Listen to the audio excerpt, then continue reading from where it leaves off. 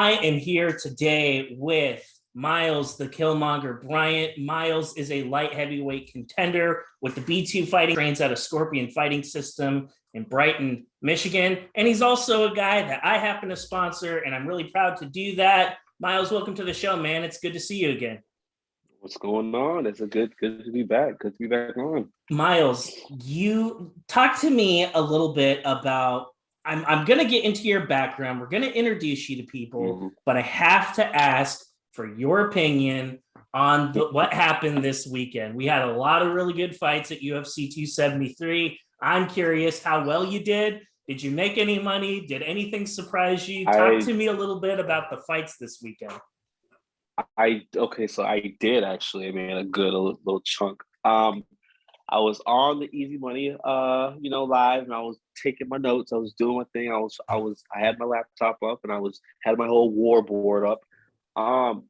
Yeah, I did pretty good. I wasn't really shocked in a sense with any of the fights, any of the main card fights. The Mackenzie Dern fight, I kind of had a little edge. I was like, yeah, Mackenzie Dern should win this. I think that Tisha Torres would have a little bit of problems trying to get inside just because of her stature and whatnot. And then we all know about Dern's ground game. Even the round when she pulled guard and was holding Tisha and had to keep more and used her arm, it was just craziness. So that fight I wasn't too shocked about. The Khamzat and Gilbert fight. Wow, a lot to think about. That one was wild. Would you be comfortable saying, Myles, so far in 2022, that's the best fight of 2022? 100% hands down. Yeah, I thought it was interesting that it wasn't a split. I thought that fight was very close, and for it to be a UD, I was a little surprised at that. Very close fight. The Aljo Yan fight, I thought that was very, very close too. That was very close. Even the main man, the president, Mr. Dana White, had it 3-2 the other way, which I wouldn't say I did as well, but I can see it going both ways. Yeah. Nothing bothered me. I wasn't outraged at anything. I wasn't mad that Khamzat won. I was just surprised that one judge didn't give it to Burns. And for the Aljo Yan fight, I personally, oh God, I guess there's a first time for everything. I agree with Dana White. But it was close. It was one of those things where it's I wasn't outraged though. I was I think I had it for Yan, but that's one of those where I'm gonna have to go back 6 months later when I forget a little bit and watch it again. Close. It was close. I don't know.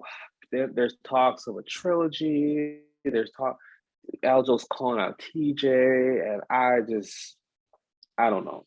I don't know. Would you want to see a trilogy? I mean, the first one was a disqualification that we all know. The second one, okay, when Aljo's way, should the question is, should there be? Eventually, I'm okay with that. But if Henry Cejudo's coming back, that's the fight to make. I did see that. That's the fight to make. No brainer right there. They have to. I'm okay with Cejudo cutting everybody and getting a title shot right away because he left the champ. Why not? Right. I'd love to. Why not? Yeah, I'd love to see that. That'd be really interesting. And I'm glad that you made a little bit of money. Johnny, my partner, being kind of a wild man, but but he was money on some other picks earlier on in the card. All in all, I did okay. I had a couple misses, but we live to fight another day. And I want to shift gears a little bit, Myles. I want to talk about fighting and your life specifically. You are given your age and given just kind of the world that we're in, you have witnessed the golden era of mixed martial arts. Pretty much it's happened throughout your entire life. When you were a little guy cruising around in diapers, we had Chuck and Tito, and obviously ever since then, I feel like mixed martial arts is just snowballed, and that ball just keeps getting bigger, and bigger. By the time you were in middle school, I'd imagine, then all of a sudden you're starting to hear inklings of it. You're hearing about it. You're probably curious about it. people are talking about it. By the time you're in high school, you're probably watching all these fights just like everybody Yeah. else. So most guys growing up, like when you were a kid in the Stone Age, like me, you wanted to be a basketball player, you wanted to be a football player. Mm-hmm. Like mixed martial arts wasn't a thing; it didn't exist. Mm-hmm. It was what weird Right. nerdy kids did in karate Yeah. dojos. All the Yep. cool kids wrestled. That was basically Right. your only That was options. it. That was it. So for you, when do you decide to like pursue this at all? Not even competitively, but like what clicked in you, what drew your interest to not just become an observer but a participant in this? Right. So it didn't start in high school, surprisingly. I was that kid in high school. I was a football player in high school, and I was that kid who just wanted to be dedicated to that one sport. I always used to, I not hate, but I always used to raise my eyebrow at the kids who would, oh yeah, I'm in cross country, and then in the spring I do soccer, and I do this and this and that. I was more like, let me just focus on this in a sense. Um, I know, like in high school, the wrestling coach would always try to recruit me to wrestle, and I just didn't want to do it. I still kick myself about that to this day. But it wasn't until my freshman year of college is when I actually started. What is this MMA stuff? What is this? I'm starting to tweak my pique my interest. I had my best friend Cal. He's been watching the UFC since he was this a little one. And he started poking me with it, like, "Hey, bro, like, you watch the UFC or you don't even MMA?" And I'm like, "The fuck is MMA? I have no clue what that is." It was Tyron Woodley and Darren Till that was my first event I watched in college, and I was like, "What the hell is this crazy shit?" Everyone knows about boxing. Everyone, it, and I was just so taken away by it. And I remember it like it was yesterday. My freshman year of college, I was playing college football at junior college, and I'm in my dorm room, and I'm watching this shit. People are doing this shit, and I started becoming a fan slowly. And my buddy Cal, he would tell me about the next big time card that's coming up and the big time people. And everyone knew Conor McGregor at that time, and that was the next semester, the Conor Khabib. And I'm like, oh shit! Like from what everyone's saying, this is the one. Like this is the one. So I watched it, and that sealed the deal for me. But the thing was, I was still a college football player, and in no way, shape, or form did I even consider starting off. I didn't even know how to get into that, start transitioning into that. And something tragic happened in my life during college. I had a son and he passed. So I kind of fell out. Like I stopped going to football practice. I just went downhill from there. And it wasn't until I met a guy who was a professional fighter, and he had to be trained at a gym 45 minutes away from me. And I hadn't done anything for months, during that dark period of time. And he invited me to his MMA gym. So I was like, okay, cool, I'll check it out. It was a jiu-jitsu class. And at that point in my life, I was like, you know what? Let me just put football aside. But in the back of my head, I was like, I still want to be an athlete. Like I've been an athlete my whole life. I don't know what the hell I would do if I didn't do anything. If it was running marathons, I had to do something, right? And that's when the jiu-jitsu came in, and I walked in the gym and I saw all these, throwback UFC posters, like the old ones. And I'm like, okay, I feel like something's happening here. I started my first jiu-jitsu class, got my ass whooped, but I kept showing up, and then that led to kickboxing, and then that led to this and this and that. And then next thing you know, I think I'm gonna do this. And I remember telling my best friend, I was like, hey, I think I'm gonna do this. And he goes, you sure you want to do that crap? I was like, yeah, I think I'm gonna do this. And it took off. I did a few smokers in Houston just to get a feel for it, just to make sure I really want to do it. in Houston, they have a whole bunch of those exhibition type deal, and I did my first one. It was a kickboxing exhibition. I did my first one just to see if I really wanted to do this. And I remember afterwards, I was like, that was the most fun that I've had in so long. And what made it better was that I didn't have 10 guys to rely on. It was just me and that one person. So I was like, oh yeah, this is it. So this is my calling, and here we are. So out of curiosity, I don't know. Do you know who Derek Overstreet is? He fights in P2. Yep. Okay, so Derek, an amazing guy. I love Derek. He's one of the nicest guys I've ever met doing this. And he was a D1 college football player. And oh, wasn't he really? I believe it. He was. He was I think he was a defensive end at Western Kentucky. Oh snap! Yeah, he was. He like we're talking like a starter, like a big time guy, where a lot of people knew who he was, and he just became he lost his passion for the game, and very similar to you, like he wanted to like identify with athletics in some way, shape, or form, but he was a defensive end. So you're talking about a big boy, and he was just like, I had to totally like. I got into a gym, I stumbled into it. I kind of had to like figure out like, okay, well, as soon as I knew I was serious about it, I had to go through an entire body recomp. I had to really change everything up in order to fight at the weight. And I asked him, I was like, Derek, what do you like so much about it? And he said the same thing you just said. That's why I'm bringing him up. He's like, the only person out there that matters is me and the opponent I'm in the ring with. I don't have to rely on anybody else. That's it. There are no plays to memorize. He's just like, it's refreshing. I go in there, I do my shit, and I leave, and it's great. That's it. And yeah, it's huge lifestyle change for me too, and what I have to do day to day, because I was a 230-pound running back in college. I was a pretty thick boy. And that in itself was like when I first started training, and they're like, yeah, like, how much you weigh? And I was like, oh, yeah, about 228. And they're like, yeah, you're going to have to lose some weight there, buddy. And, then that transition to what I ate every day and, exercising more instead of, just throwing up big weights as football players do. So it's really shaped me into who I am today with just those kind of lifestyle changes. And football has never done that for me. So I owe this sport a lot, just simply because of what it has given me at this point.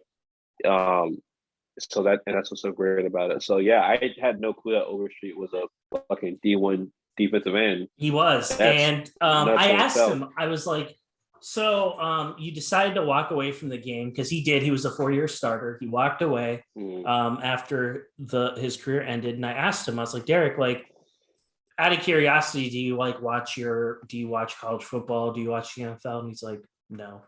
He's like, I that don't. Is so crazy. That is so crazy, like, because no, when I went head first into MMA, I can't tell you the last time I watched a football game. Yeah. Or a football highlight, or that is so crazy to me. Yeah. And someone, it was actually my best friend. He's like, yeah, but like just during the college football season, did you catch this game? I was like, dude, I don't even watch football anymore. I thought when I left the sport, I'd be like, oh man, I kind of miss it. I don't think about football ever. Yeah, me neither. Ever. It's so, and I'm not even an athlete. Just by me covering the sport, like in order for me to know my stuff to the extent I do, this is the only thing I have time to watch.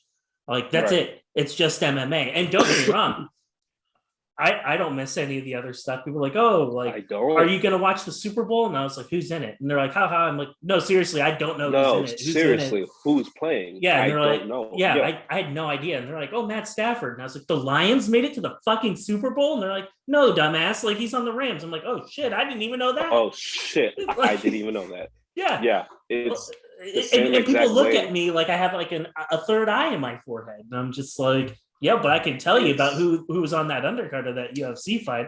I'll break that shit down for you right now. Right. I can, all transitions and click cage control. I can tell you all that, but that'll be completely foreign to you. Yeah. Yeah, so it's that's nuts. you and Derek definitely have something in common. I know that he's um a B2 fighter as well. So if you ever link up on the same card, you're gonna have to bend his ear a little bit. I think you guys would. I will be if good I buddies. He's a good dude. Yeah. He's a good dude. Myles, let's talk about you get up with the Scorpion fighting system. That's a gym with a lot of talent. I know that Alicia Zapatella, she trained out of there for a little bit. I know she's not there anymore. I know that she moved to the other part of the country. I think Parisian's there. Josh Parisian, Taylor Moore, Dante Brown. Taylor's on his way back to the UFC right now. He fought in the Contender Series, and he's on the road back to another Contender Series spot or potentially any UFC offer. Sherman Lovely, one of my guys, he just made his pro debut this past Saturday. We have, even our amateurs, we have some fucking killers.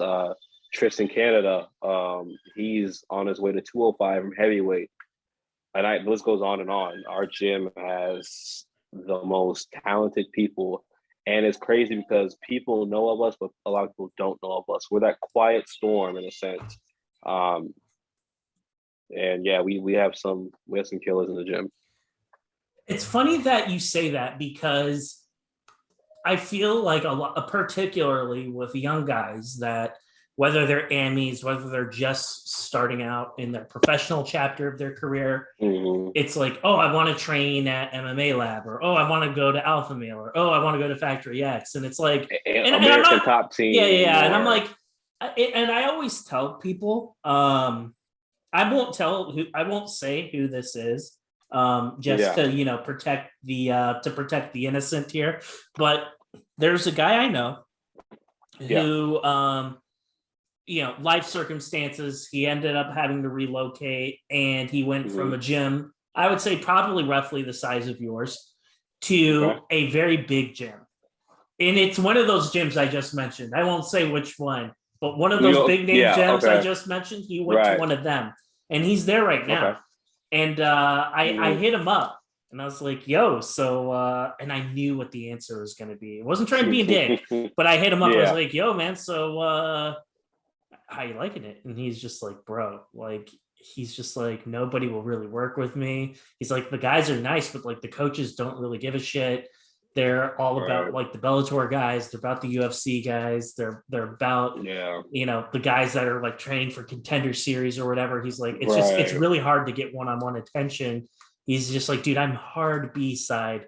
I'm a body. That's basically it. I'm a sparring guy. I'm just a body. And he's like, I wouldn't surprise me. He's basically like, I don't know if it's going to be for me long term. And so I bring that up because it's like a cautionary tale, and I tell people, like, listen, yeah, it sounds good to say that I go to American Top Team, but it's like, are you really getting anything out of it? Like, how good is it really? I'm sure it's fantastic if you're John Jones, but if you're everyone else, like, and that's the biggest thing, and that's something like I don't feel like you get the best, even if you are an up and comer, I feel like people get lost in this ordeal where I have to go to a big name gym with big name coaches and big name teammates. I have everything I need here, and it's just like at the same time, there's talent everywhere, but I've grounded myself here. I don't need anything else. I don't feel like I have to go anywhere else to get better work. You can get quality work anywhere. And I feel like that's where a lot of athletes get kind of lost in the sauce in a sense. Like, oh, I don't get good work, I'm going to go to ATT. Or I'm going to go here and here and here. So, Scorpion Fighting System, we're whipping up something special. And at some point in time, we are going to be that big name gym that people want to travel to. Especially in the B2 community, like, we're making a statement right now. So I'm not going anywhere. It's a lot of fighters do travel too, which I do, which is cool. Like, and that's something I want to do when I am a pro eventually, is just go to a gym for a weekend and then, come back, or go, it's just, you do get good, new looks, and whatnot. So, Scorpion is we're doing something special. I'm glad to hear that you're very much a part of the fabric of the team, that Yeah, you get the attention that you need, is what it sounds like. And it sounds like you're happy there. So yeah, I would 100%. just say, if that's the case, keep doing exactly what you're doing. There's no need to Yeah, change things up. I feel yeah, like there's a lot of younger fighters out there, and this does not apply to the example I just gave earlier, but I do okay. believe that some fighters like the idea, they like the sound of being able to say, like, I train at so and so gym for Where an that ego. Duke Yeah, Rufus, yeah, yeah, yeah, because it's for the a ego. lot. Yeah, I fight for B2, and they're a crazy promotion. They have shows like every freaking week. Right. Um, but I see amateurs and they strut in there with their Rufus Sport, jumpsuits on, and like it's that ego, and I'm like, okay, but are you really, So Yeah. yeah, It's just like, all right, buddy, like, let's get in there. Like, that shit ain't gonna help you let's fight better. see, Let's let's see. see. One of our amies fought a guy from Rufus Sport and straight up dogged him all Yeah. 3 rounds. Yeah, So exactly. it's it's just it is an ego thing. I feel like it's just I train that American top team like that. Oh wow, it puts eyes on you. But then again, if you're not a Dustin Poirier or Kayla Harris, are you really getting good work, quality work, or are you just a sparring dummy for the pros? Exactly. And hey, I'm just saying, you do you. I Yeah, let yeah, people, no, but you hey, do you, you do right, you. If right. that's you, by all means, go for it. But I'm glad that we talked about this, because for anyone else that's in a similar position or at a similar stage in their career as you, it's just kind of like devil's advocate a little bit. Like, hey, like, the Mhm. grass ain't always greener. Hey, I'm all about Right, cross training. I'm all about getting new bodies in. Iron right, sharpens iron. I right. get all that. But just like, you don't necessarily have to go to big box gym X You to don't. You make don't. your to achieve greatness. You don't. You really You don't. don't. Absolutely My not. Myles, talk to me a little bit, because it's rare that I get to have a guest that's Mhm, on when they're basically brand new to the sport, and you are, and mhm. that's exciting. You just made your debut not that long ago, A and year ago. right, and like, here we are a year later, and like, Mhm. in such a short amount of time, you're about ready to have your fourth fight. Yep. That's pretty crazy to me. That, to me, tells me, like, anytime they have a body for you, like, you're just taking fights, like. I that's true, and I get in trouble for it for my head coach. Yeah, he kind of got on me a little bit about this, but yeah, like all these, I don't care. I don't care. Mhm. Um, I don't care who it is. I just don't, and I'm that kind of fighter who, of course, I want to do it the smart way, but I get excited when I see an 85er for B2 whoever, and they knock somebody out. I'm like, oh, I want him, I want him, I want him. Like, it's just a competitive side of me. But yeah, the fourth fight coming up here in 3 weeks, and it's just it's just I know you've been wanting to it's get back out there, like, in all of my oh conversations yeah, and in all the DMs I've had with you. It's like you're oh itching to yeah, get back out there. I know how important it is, because right. the last bout that we had, it didn't go our way. And I know that Mm-hmm. one stings a little bit. I know that one pisses you off. And you probably look at that record on Tapology every day, and Oh, I hate it. it just burns I a hole in your hate it. heart, doesn't it? I hate it. I know I you do. tell I I I joke about it, but I know like B2 they came to our city a few weeks ago, and I was talking to the guys, and I'm like, I'm really 2-1, but it doesn't really matter. Yeah. I joke about it, but it does. I watched that fight back a lot, and I just it irritates me, but it is what it is. It happened. I know I won the whole B2 fighting series. No, I knew I won that fight. I lost by a split decision. So it is what it is. This next one is going to be a different outcome. I've made a lot of adjustments compared to that last fight, December 4th it was. So, and that's what I'm most excited about, is to show those little minor adjustments. Not major, just minor ones. So yeah, it'll be Your it'll be good. amateur bout was against Christian Floyd, and it happened on almost a year ago, almost exactly Almost a year ago. Yep. And here's what I like so much about your AME career thus far, is because you have experienced the heartbreak of being a fighter. The worst of the worst. The worst of the worst, because nobody goes into their first fight expecting to lose. Everyone thinks like, yep, it's gonna go 1-0. I'm gonna walk out of here a happy man today. He's not working like me. He doesn't want it as much as me. The fight doesn't go your way.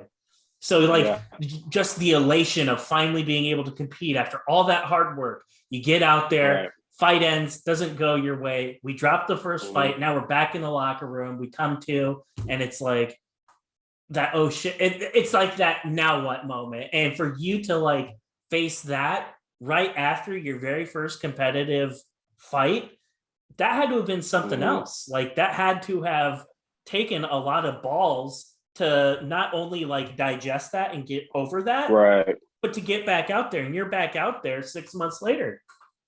That one at the time, of course, it sucked and it was embarrassing. But not even a week later, I came to terms with it, and I was like, you know what? I'm thankful for all that. Like, I'm thankful for Christian Floyd. I'm thankful for that loss. I'm thankful for that horrible weight cut.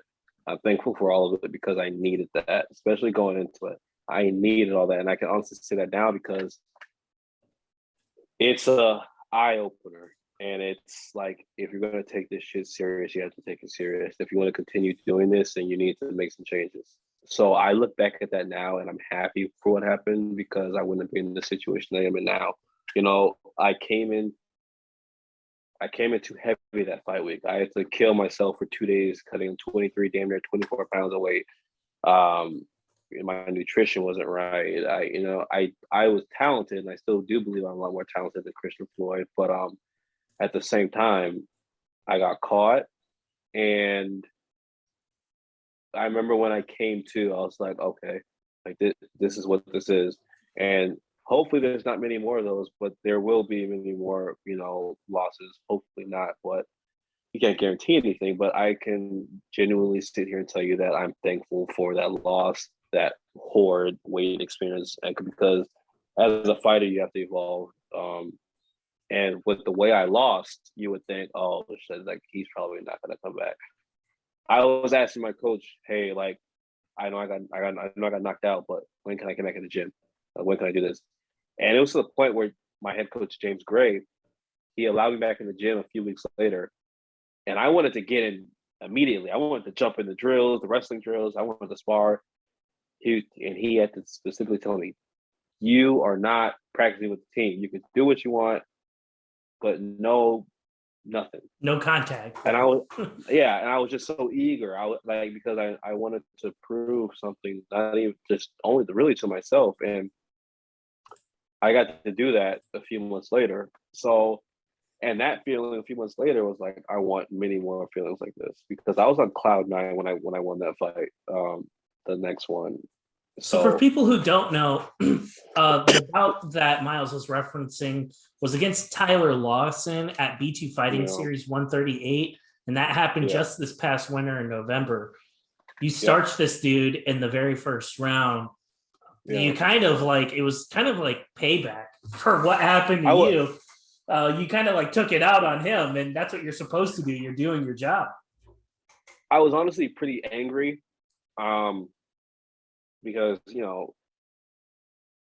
of course, it was my first fight previous, but at the same time, I feel like people still had that taste in their mouth, like, oh, that guy got knocked out.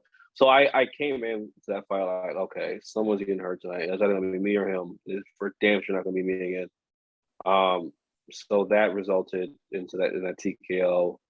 And after that, I remember my coach and I walked to the back, and he was like, you see how you feel right now?" And I was on cloud nine, Mhm. and he specifically told me, "Let's go get more of those," because that feeling in itself was like, okay, maybe I can do this. And then I took the third fight shortly after that one, Yeah, a month uh, later. a month later. Right. I remember my coach said, "Hey, like, are you healthy? Are you good?" I'm like, "Coach, you know I didn't take any damage that last fight. Let's go." Mhm. And that was against what was his name? Jacob I forget Moore. his name. Jacob Moore, that mother. Yeah, him, that guy who had a fucking Viking granite chin. He ate like 20 flying knees and just wouldn't go down. But yeah, um, in that fight, when it goes, because I know we're talking about like how I felt the first one, the second one, that third fight showed me a lot about myself too. Mhm. Actually, showed me a lot more than the previous two because I was dead tired. I knew I was down around second round. I knew I was down. My coach is very honest with us in the corner. He doesn't sugarcoat anything for us. He told me, "You're down around. Like, you're down. You lost that round." And I remember him telling me, "You want to know that you're a fighter? Go in here and give it your all in the third round." And I remember going into this darkest place.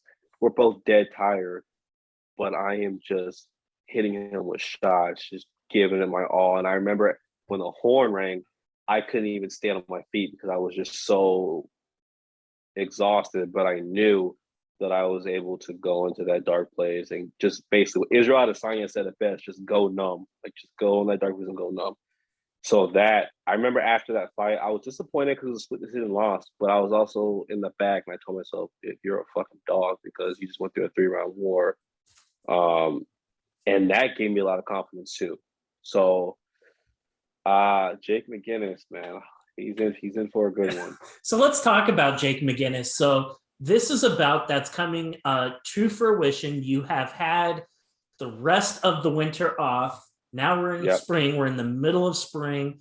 And at the end of this month, you're going to be at B2 Fighting Series 159. That's going to be in Dayton, Ohio against Jake Yep. McGinnis. Now, here's one of the interesting things about this fight. You are basically from like the greater Detroit area. You're having to Yeah. drive down south to fight in Dayton, Ohio, who your opponent happens to be from Dayton, Ohio. Yeah. There are not a lot of people, Myles, like that want to see you win. Like you are the bad guy. Like you're coming in, people are probably going to boo you a Yeah. little bit. You're fighting the hometown Yeah. dude. Homie probably sold a lot of tickets. Like you know the Yeah. drill. Like nobody's there for you, just your Michigan people, your small little component. Probably most of the people Right. that are going for you, it's either Right. grandma in the bleachers or it's one of your teammates. That's basically Yep. it. How does Yep. it feel going into like enemy territory like this, knowing that, hey, like 98% of everybody in this bitch wants to see me lose? I have to spoil the show. Does that like motivate you a little bit more to like be the It makes me spoiler? more. It makes me more excited because let me tell you this: Tyler Lawson was from Dayton, Ohio, too. Look what happened.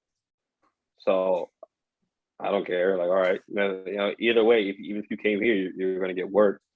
No, I'm excited. I enjoy the road trips to enemy territory. I enjoy them. They're fun. Get a bond with the team. I mean, it's only a 3 hour drive, but I don't. This is the thing. I don't care where it's at. He wanted this fight in Dayton so he could have all his people there.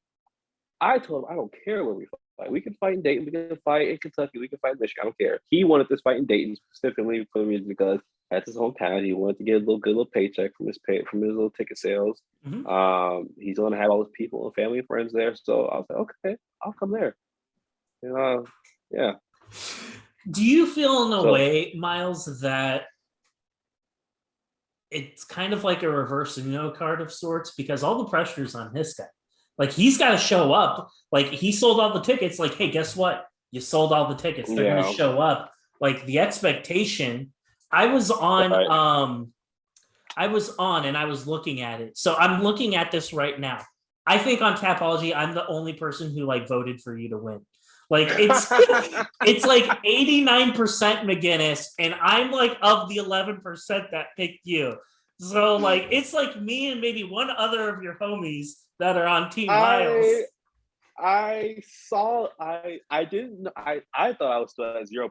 I'll be honest with you. We're I at did 11. We're at see a gentleman's 11% right now. that's good. We're making progress. Yeah, no, I saw that, but what do you expect? He it's all his people. So Mhm. I don't let that get to me. I kind of laugh at it, like, all right, because Tyler Lawson was 100% over me too. Well, Um, I'm noticing that about you. I go back, I look at the past predictions for every single one of your fights, and I'm always I'm just like, why is everybody sleeping on this guy? Like, why is that? let them, honestly, let them. I don't care who does. I know what I bring to the table. I know what I'm capable of. I know that I'm not gonna say a good fighter. I know that I'm an evolving fighter. I know that I'm always progressing. Yeah, those statistics, they really don't mean crap to me. That statistic isn't going to help you in the cage when they lock it. So, yeah, he's but I will give Jake McGinnis this. He is good. I applaud him because he was once like 300 pounds. He was a big guy. Got down to, I mean, he made 185 his last fight. So, his striking is awkward. His last opponent, I'm levels above. So he kind of walked over him. He TKO'd his opponent in the second round. This older guy, I guess he just wanted to say he's fought before, but he hasn't fought me. Um, so, and I'm not going into this fight thinking I'm going to run over this kid because I know he's in front of his family. He's in front of his friends. I know his wife's going to be there. Like, he's going to bring it too. Um, and I respect him. He's a really nice, genuine person. He loves our gym, Scorpion Fighting System. He loves our gym. He actually he was rooting for my teammate Ty to get that 85 amateur title shot. Like, he was throwing Ty's in. He's loves what we have going on at the gym. He's a really nice guy. I'm more than sure we're gonna be friends after this. But these next 3 weeks into going into fight week, it's just gonna be me and him. So I know he's gonna bring it. I know for damn sure I'm going to bring it. I'm excited for it. I really am. At this point, I'm just like, oh, I wish this crap would hurry up soon to come sooner. Because I'm trying to stop looking at my calendar, but I'm like, oh, it's 3 weeks, goddamn. So Well, I have your fight on my calendar. It's definitely one I'm going to watch. One of the things that I think is interesting to me is amateur fights are like the longest and shortest fights ever at the yeah, same time. oh And yeah, what yeah. I mean by that is like they're 9 minutes, and I can only Mhm. imagine what it feels like to be in a cage for a minute, let alone three of them. That has Yeah, got to be a fucking eternity. It just has to yeah, be. 3 minutes is a very long time. And yeah. I always find it interesting to hear all the bros talk like, bro, it's only 3 minutes. I'm like, do you have any idea how long that is? Like, dude, Man, I'm it telling was you, your gloves would be dropping at your waist after a minute. You would be gassed. Like, dude, it's no they joke, man. It are. is no joke. It's not. It's a long 3 minutes, and I can't only. I when I go pro 5. Ooh, Yeah, that's gonna be something else. So I was gonna ask you, Myles, like to me, mhm. like just watching it, I'm like, God damn, like watching these Amy fights, it's like they chew these things out because they're only 3 minutes. And a lot of times there are like these huge mismatches and people get starched pretty early. So there's always that too. But going back to it, like when you're in the Mm, cage, how quick is mhm. that 3 minutes? Is it an eternity for you, or is it like an It eyeball? is. It is long. Um, it is long, but it does go. It does go. And then like our minute rests are just short as hell. Like they can feel like it's like 10 seconds. But the 3 minutes, it's I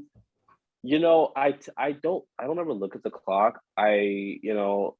Once you're in the zone, I don't think you actually notice it until you hear the clacker and you're like, oh shit, 10 seconds left. But then again, at the same time, our coach is echoing the time. He'll tell us, hey, you got 130 left.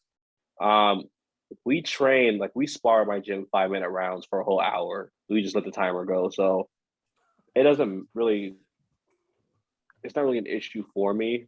Um, like my cardio is very good. I've worked on that a lot because I like to throw hard. Let's put it like You that. don't say. Yeah, I like to throw a little hard. But like I said, those little adjustments, um, I've tweaked a few things. So You can't have the name Killmonger if you don't like to hit hard. Like you have to earn yeah, that name. You're called you that for a do. reason, my man. I know it. I know. But yeah, it's like Trevor Whitman. I love listening to him. And I remember when he fought Tony Ferguson, he's like, dude, you're trying to kill the guy. Like, pull some pop off your shots. My coach tells me the same thing. Not every shot has to be 100%. So we've made some changes. I feel like my cardio is gonna be a lot better. The 3-minute rounds, they don't phase me. Like I said, we train pro rounds in my gym. So the 3-minute rounds is actually a benefit for me. So because I get 2 minutes knocked off of that. So yeah, it'll It's funny. So it's funny that you say that because it reminds me of a conversation I had with Solomon Renfro. He's a welterweight, 170 pounds. He was on the Contender Series. He got fucked out of a split decision loss against I think the guy's name was Johnny Lawson. I think that's his name. He was out of Syndicate. CFFC guy, really popular fighter, an amazing fighter. And I was watching one of his CFFC bouts. Like, this guy hits like a fucking truck. Look him up, Solomon Renfro. He's a bad man. And this guy hits like a truck. He knocked out one of his opponents though with a short little jab. Like, it didn't look like anything. It just was a little jab. Like to me it looked low, but dude, I've seen this guy like smash people like a windup, man. Like, it just like smash people. But he just love taps this guy, knocks him out. And I asked him, I was just like, puts him out. I was like, dude, you love tap the guy. Like no disrespect to that guy. And I say this, like somewhat facetiously, but it's like, dude, I think I could have handled that jab. I think I could have handled that one. And he's like, bro, I'm telling you, it has nothing to do with how strong you are. It has nothing to do with how hard you hit. The only thing that matters is, number one, your fundamentals, your technique. Did he see it coming or not? Because, dude, he didn't. All my shit's locked down. He didn't see it coming. It's the ones that you don't see coming that are going to put your lights out every single time. And I was just like, God damn. And that's all it was, dude. It wasn't spectacular. It was just a jab, and it knocked the guy out. Couldn't get up. That's jabs are a crazy thing. People can put people out with them, or I think Hamzat dropped Gilbert with a jab. Maybe it wasn't a jab, maybe it was a cross, but it wasn't anything going on. It wasn't 100% punch. Kamaru Usman is good with that jab. It's all technique and fundamentals, and we practice that a lot in our gym too. We don't do anything crazy. We want to be, our fundamentals want to be just diamonds.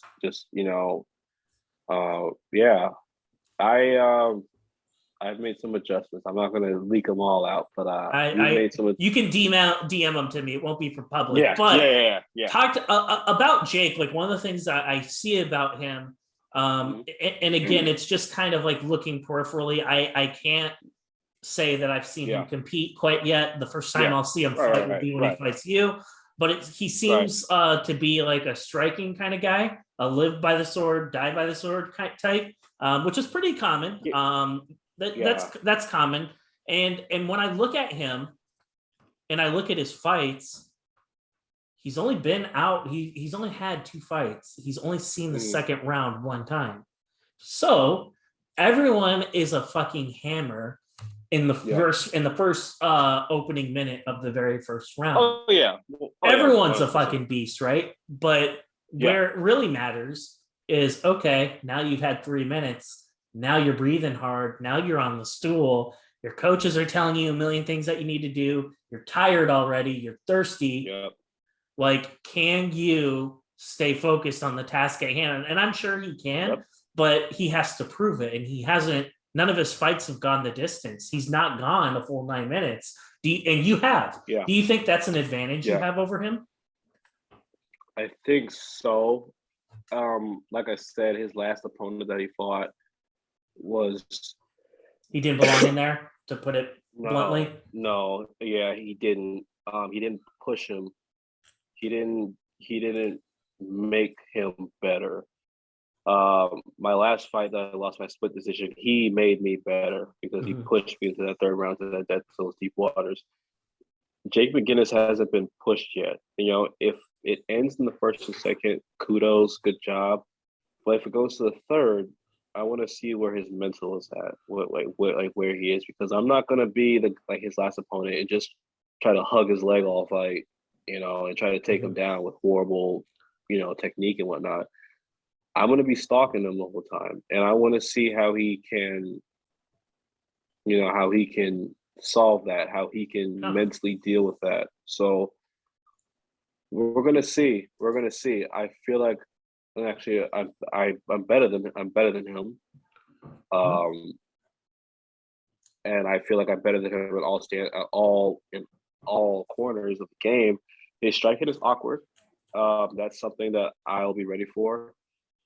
His takedown defense is decent, but the guy who was grappling in his last fight isn't a grappler like me. So it's just he's gonna have to figure some shit out because I'm not his last opponent. And the thing is, you can't really. I know he's watched my past fights. He can't expect that same guy, and I can't accept that. I can't expect that same guy when he fought. So, and that's the beauty of this game is you can watch someone's fight from a few months ago. They're not going to be the same exact fighter. I fight every opponent differently. You have to. Well, that's what the good ones do anyway. Exactly. So he's going to have to figure. I'm going to be a puzzle in there for him, and I'm going to have to figure him out. And it's just going to be a matter of okay, who's gonna do it. So where I think it matters the most is who can get out of the fire, who is going to be able to make adjustments as the bout is unfolding and make their opponent uncomfortable. Because here's the thing. If you're a brawler type, I'm not saying he is. Right. But let's just suppose he is. If he is, yeah, it's like, okay, everyone's a beast. Like when you're fighting people like me and you can bully them, sure. But what happens when you're in there against somebody like you who's not used to being the nail?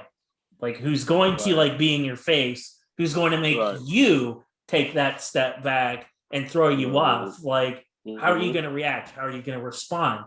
Everyone's jab is great. Everyone's uppercut's great when you have a full gas tank. How well are you striking when you get tired? How are you in the clinch? How are you able to, if you get in trouble, do you have the ability to shoot? Does he have the ability to shoot on you? Is he going to be able to take you down? Like, does he have the skills required to keep you down on the ground? And we'll see. We'll see. Like, it's just one of those things we're going to have to see if he has the technique and the athleticism to do those things, because I don't know if he does or not. And I don't either. But that's the beauty of it. We're gonna have 9 minutes to find out. I'm huge on reading people, so if I even see he's sucking in air second and third round, that's when I know I got him. When you start seeing that mouth open up, trying to breathe through that mouthpiece because he's not getting enough. It's one of those things too. It's like, and if you bust his nose up a little bit, throw that on top of it, it's like you're uncomfortable now. I'm making you think about your nose. Like, not gonna be a good time.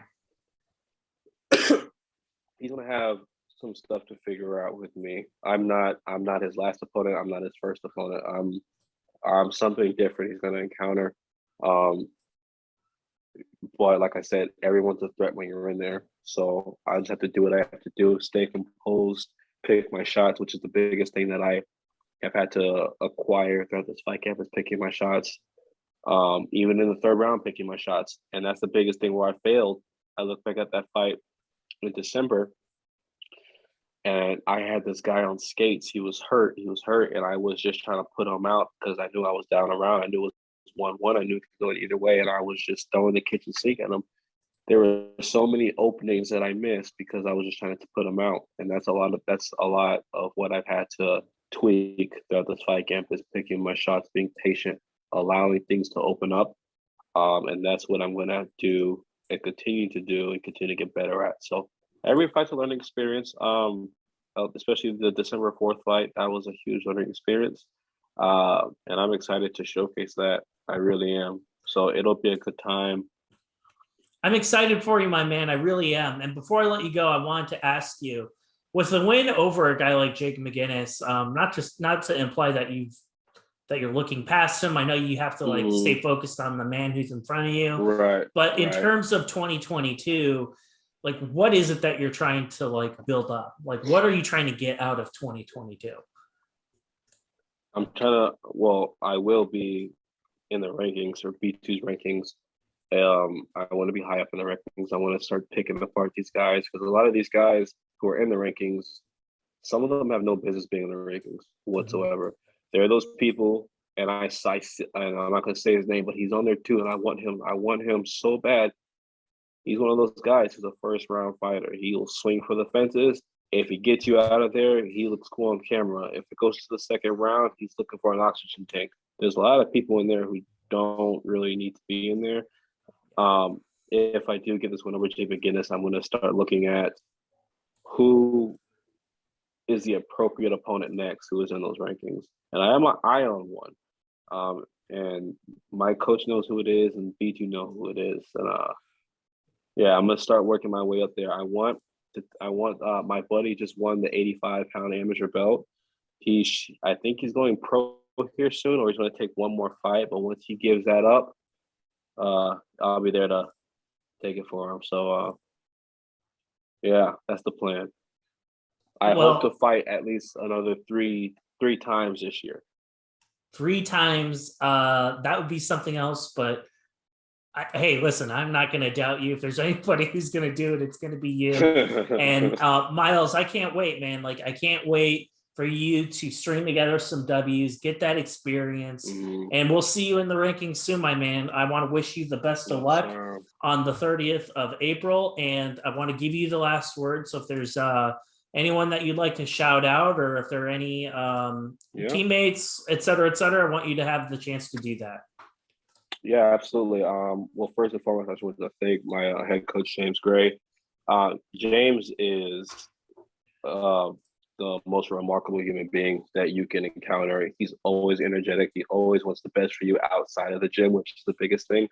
And he's always making sure that we're doing what we need to do inside the gym and outside the gym. He's a father figure to all of us.